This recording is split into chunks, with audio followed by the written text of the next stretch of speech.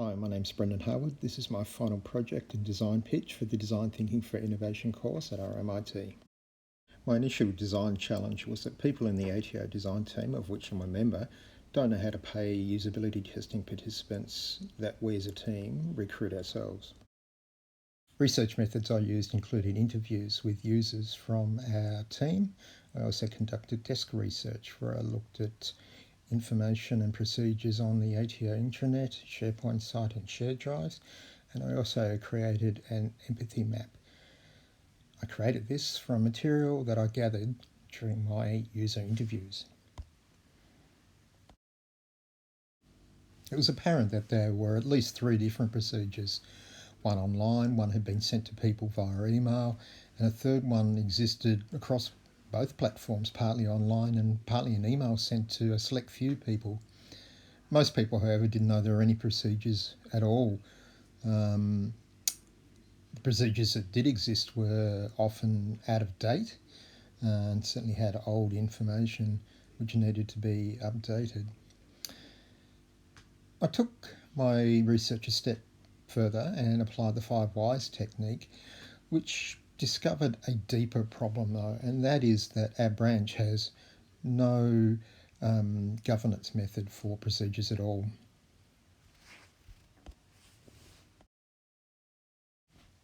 At this point I could have changed my design challenge, but I decided not to any great extent. The reason for this was because I simply didn't have the ability to tackle this deeper problem within the confines of this particular course. This problem of governance needs to be tackled by the whole branch. It needs input from senior staff and simply needs more time than I had available to me during the course. At this point I formulated my problem question, which was how might we create an easy to find and always up-to-date procedure on how to pay user testing participants we recruit ourselves so that ATO design staff know how to pay participants and participants are paid quickly. I do acknowledge at this point that I had included a solution though in the problem question. Interestingly, in my ideation session, one of the ideas went on a completely different way. The ideation workshop was held with about half a dozen colleagues from ATO design team, and we had 2 activities, Crazy 8s and Scamper. The Scamper activity threw up another solution possibility that actually didn't include a procedure. Instead it was based on the MyGov platform. However, I didn't proceed with this because of the complexity in law and stakeholder involvement. This is something I will progress outside of this course though. 2 insights I gained from the prototyping and testing were that people were not aware that the problem existed in the first place and that they want an online procedure. And so to my design solution pitch. We know that when we as an ATO design team recruit participants for user testing ourselves, we don't know what the process is for paying them. There are procedures on how to do this, but there are several of them and they're often out of date and difficult to find.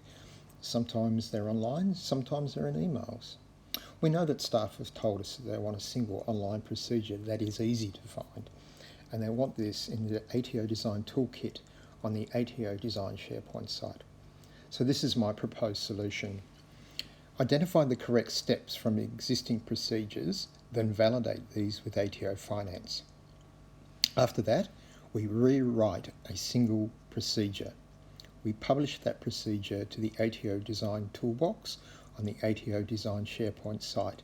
And then importantly, we remove any existing procedures from the ATO Design SharePoint site so there is no confusion.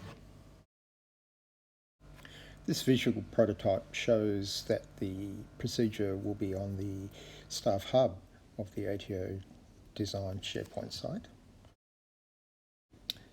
To get there, users would click on the Procedures button on the Design Toolkit. They would then click on the link to the procedure itself. I believe this solution is the simplest and will meet the requirements of users in the current circumstances. Thank you for your time.